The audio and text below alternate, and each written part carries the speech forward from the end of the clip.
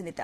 AP రాజకీయాల్లో కీలక పరిణామాలు చోటు చేసుకుంటున్నాయి. కేంద్ర హోంమంత్రి అమిత్ షాతో వైసీపీ ఎంపీల సమావేశం ఇప్పుడు చర్చనీయాంశంగా మారింది. చంద్రబాబు ప్రభుత్వంపైన కేంద్రానికి వైసీపీ ఫిర్యాదు చేసింది. బీజేపీ నేతలతో జగన్ టచ్ లో ఉన్నారని కొన్ని రోజులుగా అయితే ప్రచారం జరుగుతుండగా అటు వైసీపీ నేతల సమావేశం ఇప్పుడు ప్రాధాన్యత సంతరించుకుంది. వైసీపీ ఎంపీలతో అమిత్ షా భేటీని ఎలా చూడాలి, ఏపీ రాజకీయాల్లో జరుగుతున్న పరిణామాలపైన ఇవాల్టి మార్నింగ్ డిబేట్ లో మనం డిస్కస్ చేయబోతున్నాం. ఇవాల్టి మార్నింగ్ డిబేట్ లో మనతో పాటు పార్టిసిపేట్ చేస్తున్నారు YCP state spokesperson Chindepalli Madhusudan Reddy garu మనతో పాటు స్టూడియోలో అందుబాటులో ఉన్నారు. అండ్ అదేవిధంగా మేడా విజయశేఖర్ రెడ్డి గారు టీడీపీ నుంచి, అండ్ అదేవిధంగా ఉల్లూరి గంగాధర్ గారు బీజేపీ నుంచి, అండ్ అనుమూల సుధాకర్ గారు రాజకీయ విశ్లేషకులు. అందరికీ వెరీ గుడ్ మార్నింగ్ అండి. ఎస్ విజయశేఖర్ రెడ్డి గారు గుడ్ మార్నింగ్. నా ఆడియో ఓకేనా మీకు? ఎస్ మ్యూట్ లో ఉన్నట్టున్నారు. Good morning madam. Very good morning అండి. సో ఫస్ట్ గా నిన్న జరిగిన పరిణామాలు చూశారు ఏపీ రాజకీయాల్లో. మొన్నటి వరకు ఒక టాక్ అయితే ఉంది, జగన్ అటు కేంద్ర పెద్దలతో టచ్ లో ఉన్నారు, కేంద్రంతో చర్చిస్తున్నారు, ఆయన టచ్ లో ఉన్నారన్న ప్రచారం. ఇప్పుడు సడన్ గా ఉన్న బలంగా అటు వైవి సుబ్బారెడ్డి నేతృత్వంలో బృందం అటు అమిత్ షాని కలవడం, భేటీ అవ్వడం, అండ్ దట్టు ఏపీ ప్రభుత్వం పైనే కొన్ని కీలకమైన ఆరోపణలు, ఫిర్యాదులు కూడా చేశారు. సో ఏంటి, ఎలా రియాక్ట్ అవుతుంది కూటమి ప్రభుత్వం? మేడం, కేఏ పాల్ గారు ఒక చిన్న పార్టీ పెట్టుకొని, ఆయన మత ప్రబోధకులు ఒక చిన్న పార్టీ పెట్టుకొని ఈ రెండు రాష్ట్రాలు తిరిగే వ్యక్తి కూడా అమిత్ షా గారితో భేటీ అవుతున్నారు. తర్వాత ప్రధానమంత్రి మోడీ గారితో భేటీ అవుతున్నారు. అట్లాగే బోడే రామచంద్ర యాదవ్ అని ఒక బీసీకి సంబంధించిన పార్టీ పెట్టుకుని ఆయన కూడా అమిత్ షాతో భేటీ అవుతున్నారు. కాబట్టి వైఎస్ఆర్సీపీ నాయకులు, ఎంపీలు అమిత్ షా గారితో భేటీ అయినంత మాత్రాన అక్కడ ఏదో భూకంపం వచ్చేస్తోంది, లేదంటే ఏదో జరిగిపోతుంది అనే భావన కలగాల్సిన అవసరం ఏం లేదండి ఎవరికి.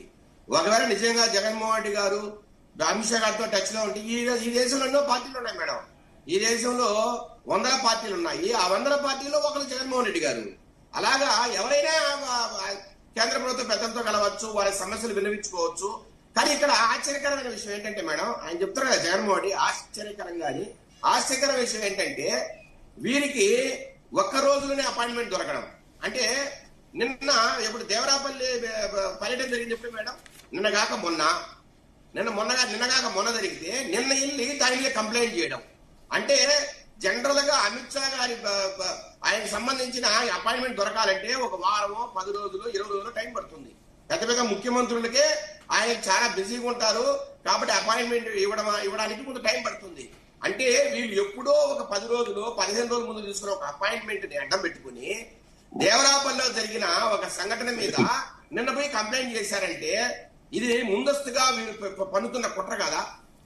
అంటే ముందే అమిత్ షా గారితో అపాయింట్మెంట్ తీసుకోవడం, తర్వాత ఇలాంటి పర్యటనలు పెట్టుకోవడం, ఇలా యాగిరి చేయడం, రాజకీయ ఆర్భాటాలు చేయడం, బలపరచన చేయడం, అక్కడ బైకు కొంతమంది బైకుల్లో తిప్పి అక్కడ విన్యాసాలు చేయడం, అక్కడ స్థానిక హోటల్లోకి వెళ్ళిపోవడం, అక్కడ స్థానికంగా నివాసితులను ఇబ్బంది పెట్టడం, ఈ రకంగా నానా యాగి చేసి దుర్మార్గంగా ప్రవర్తించి కాలకేయులు మేడం. రాజమౌళి సినిమా తీశారు బాహుబలి, దాంట్లో కాలకేయులు వీళ్ళకన్నా బెటర్ క్యాండిడేట్లు. కనీసం చెప్తే వింటారేమో. వీళ్ళు చూసారా ఎలాంటి దారుణమైన పరిస్థితులు చూసాం మనం. జగన్మోహన్ రెడ్డి ఒకవేళ ఆయన మనిషి కదా, ఆయన దేవుడా? మరి దేవుడు అయితే ఎందుకు పరగణ సీట్లు వచ్చాయి? నేను అడుగుతున్నా, నిజంగా అంత భీకరమైన పాపులారిటీ ఆయనకుంటే, అంత జన సమూహితం చేయగలిగే శక్తి ఆయనకుంటే ఎందుకు తీసి గోపకిస్తే ఎందుకు పోయి బంగాళాఖాతంలో పడ్డాడు? ఎందుకు ఇలా జరిగింది మేడం? ఎవరైనా సరే అంటే మీరు చెప్తుంది పాయింటే సరే, పరిణామాలు జరిగాయి, ప్రభుత్వాలు మారాయి, ప్రజలు ఎన్నుకున్నారు. కానీ రెండేళ్ల నుంచి జగన్ ఏ పర్యటన చేసినా కూడా దానికి సంబంధించి ఆయన భద్రత విషయంలో లోపాలు స్పష్టంగా కనిపిస్తున్నాయి. ఇంకోటి డిఎస్సి విషయంలో స్పోర్ట్స్ కోటాలో చాలా అవకతవకలు జరిగాయంటూ కూడా ఇప్పుడు పెద్ద ఎత్తున వాళ్ళు ఈ అంశాలని కేంద్రం దృష్టికి తీసుకువెళ్లారు. ఒకటి ఇప్పుడు పర్యటనలో బందోబస్తు అనేది ఒక అంశం. ఈ అంశం గురించి ఫస్ట్ మాట్లాడదాం, తర్వాత డిఎస్సికి వెళ్దాం. నేనంటున్నా, ఈ పర్యటనలో మీరు వెళ్తున్నారు, మీకు కొన్ని సూచనలు ఇస్తున్నారు పోలీసు వారు. మీరు ఒక 500 మందితోనో 1000 మందితోనో వెళ్ళండి, ఇగో మీరు ఈ రకంగా ఇంత కాన్వాయ్తో పోండి అని చెప్పిన తర్వాత మీరు అది గాలి వదిలేశారు. ఆ ఇన్స్ట్రక్షన్స్ గాలి వదిలేసి మీ ఇష్టాల ప్రకారం అసలు పోలీసు వారికైనా తెలుసా మీరు ఎంతమందిని సమీకరిస్తున్నారో, మీరు ఎలాంటి కార్యక్రమాలు పెడుతున్నారో కనీసం పోలీసు వారికే చెప్తున్నారా? మేడం నేను అంటున్నా, పొగాకు రైతులను పరామర్శించాల్సిన దగ్గరికి మీరు బైకు ర్యాలీలతో విపరీతంగా పోవడం ఏంటండి?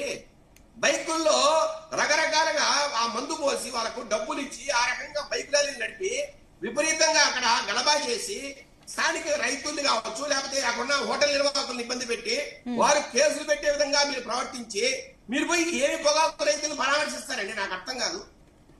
నేను అడుగుతున్నా, అట్లా దానికి ఎట్లా గవర్నమెంట్ మీకు ఖచ్చితమైన రక్షణ ఇస్తుంది?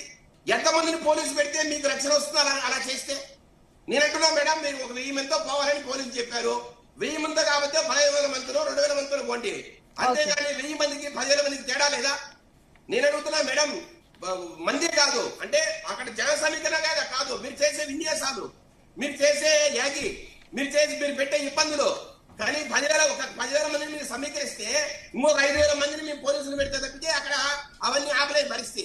ఒకవేళ నిజంగా మేడం మీరు చూశారు, విశాఖపట్నం నుంచి శ్రీకాకుళం వెళ్ళేటప్పుడు ఆయన శ్రీధర్ అప్పలరాజు గారిని పరామర్శించాలని జగన్మోహన్ రెడ్డి గారు పోయినప్పుడు అక్కడ ఒక లేడీ ఎస్ఐ ప్రవల్లి గారిని ఏ రకంగా వీళ్ళు దాడి చేయడం, ఏ రకంగా ఆమె మీద ఆమెను ఇబ్బంది పెట్టడం.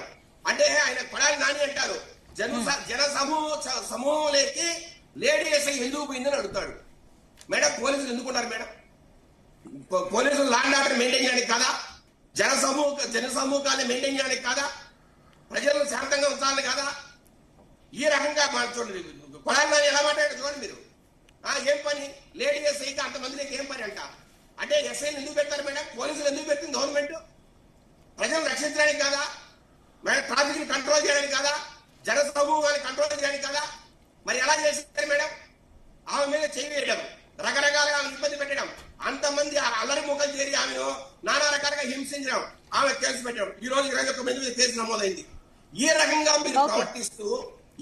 మీరు ప్రవర్తిస్తూ మాకు రక్షణ లేదని మాట్లాడడానికి మీకు హక్కు ఎక్కడ ఉంది? ఎంతమందిని పోలీసు పెడితే మీకు రక్షణ ఎక్కడ? దీనికి ఎక్కడ స్టాండర్డ్స్ ఎక్కడ ఉన్నాయి? మీరు చేసే పనులకు అంత ఎక్కడుంది?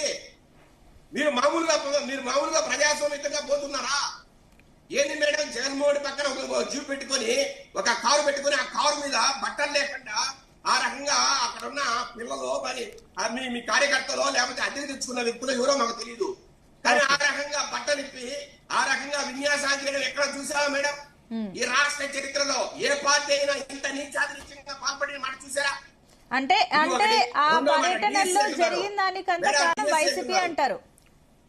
ఖచ్చితంగా మేడం, జగన్మోహన్ రెడ్డి గారి నేర సామ్రాజ్యం ఏ రకంగా అయితే గత 40-50 సంవత్సరాలుగా పులివెందుల్లో స్థాపించబడిందో, ఏ రకంగా వాళ్ళ తాత రాజారెడ్డి గారు వాళ్ళ నాన్న రాజశేఖర రెడ్డి గారు పెంచి పోషించుకుంటూ వచ్చారో అదే నేర సామ్రాజ్యాన్ని ఈ రోజు రాష్ట్ర వ్యాప్తంగా వ్యాపింపజేసి అల్లర్లు రేపి ఆ రకంగా భయోత్పాతాలు సృష్టించి ప్రభుత్వాన్ని కంట్రోల్ చేయలేకుండా ప్రభుత్వాన్ని అడగదొక్కి ఒక అటవిక సామ్రాజ్యం ఈ రాష్ట్రంలో ఉంది.